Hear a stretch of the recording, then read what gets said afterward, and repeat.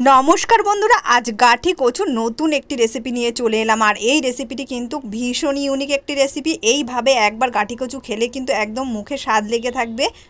বাড়িতে অনেক সময় বাচ্চারা কিন্তু একদমই গাঠি কচু খেতে চায় না, তো এইভাবে রান্না করলে কিন্তু বাচ্চা থেকে বড় সকলেই কিন্তু একদম চেটেপুটে খাবে। প্রথমে গাঠি কচুগুলোকে কিন্তু আমি সেদ্ধ করে নিয়েছি, সেদ্ধ করে জলটা ঝরিয়ে নিয়েছি। এই দিকে কারি পাতা, পেঁয়াজ কুচি, রসুন কুচি, আদা কুচি রেডি করে নিয়েছি।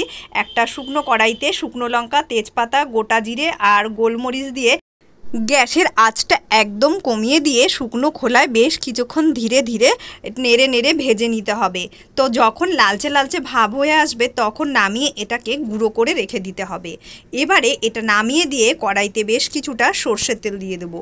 সর্ষের তেলটা বেশ ভালো মতো গরম হয়ে আসলে তার মধ্যে গোটা জিরে ফোড়ন দিয়ে দেবো। গোটা জিরে ফোড়ন দিলে খুব সুন্দর একটা গন্ধ আসবে। তখন এর মধ্যে আমি দিয়ে দিলাম বেশ কিছুটা কারি পাতা। কারি পাতার গন্ধে একদম মমা করছিল। তো যাই হোক, কারি পাতাটা একটু ফ্রাই হতেই তার মধ্যে দিয়ে দিলাম পেঁয়াজ কুচি, আদা কুচি, রসুন কুচি দিয়ে বেশ কিছুক্ষণ নেড়েচেড়ে কিন্তু ভেজে নিতে হবে। সময় নিয়ে যতক্ষণ না পেঁয়াজ, আদা, রসুনটা একদম লালচে লালচে ভাব অর্থাৎ ব্রাউন কালার না আসছে ততক্ষণ পর্যন্ত কিন্তু ভাজতে হবে। এবারে এর মধ্যে দিয়ে দিলাম হলুদ গুঁড়ো, দিয়ে দেব জিরের গুঁড়ো, আর দিয়ে দেব 1 চামচ ঝাল লঙ্কার গুঁড়ো দিয়ে বেশ কিছুক্ষণ একদম ফ্রাই করে নিতে হবে এগুলোর সঙ্গে। দেখো একদম লালচে হয়ে গেছে আর ধীরে ধীরে এটা ব্রাউন হতে যাচ্ছে। তো যখন একদম লালচে লালচে হয়ে আসবে তখন এর মধ্যে সেদ্ধ করে রাখা ওই কচুগুলোকে অ্যাড করে দিলাম।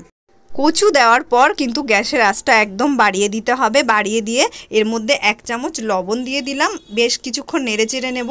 তো এবারে মিডিয়াম আঁচে রেখে এইভাবে নেড়েচেড়ে ভাজতে হবে। তবে নাড়ার সময় খেয়াল রাখতে হবে কচুগুলো যেন ভেঙে না যায়, যেহেতু সেদ্ধ করা। কয়েক মিনিট ঢেকেও দিলাম, তারপর আবার নেড়েচেড়ে এইভাবে ভেজে নেব। একটুখানি চিনি অ্যাড করে দিলাম, এতে স্বাদ কিন্তু আরও বাড়বে। আরও কিছুক্ষণ নেড়েচেড়ে ভেজে নেব। এবার যে ভেজে রাখা গুঁড়ো মশলাটা, এত সুন্দর এটা থেকে স্মেল আসছিল, সেটা নিজে না করলে বুঝতে পারবেন না। তো এই মশলাটা দেওয়াতে এটার স্বাদ যেমন বেড়েছে তেমনি খুব সুন্দর একটা গন্ধ আসছিল। তো এইবার এটা খুব ভালো করে এইভাবে কষিয়ে নিয়ে 2 চামচ মতো টমেটো সস আমি এখানে অ্যাড করে, আর যখন আমি এই টমেটো সসটা ইউজ করেছি তখন কিন্তু এটা একদম স্পাইসি হয়ে গেছে আর খেতে কিন্তু দুর্দান্ত হয়েছে। তো তোমরা চাইলে টমেটোর পেস্টও দিতে পারো, কিন্তু সসটা দেওয়াতেই বেশি ভালো হয়েছে খেতে। তো বন্ধুরা, আমার এই রেসিপি এখানেই শেষ করলাম। তোমাদের ভালো লাগলে অবশ্যই একটা লাইক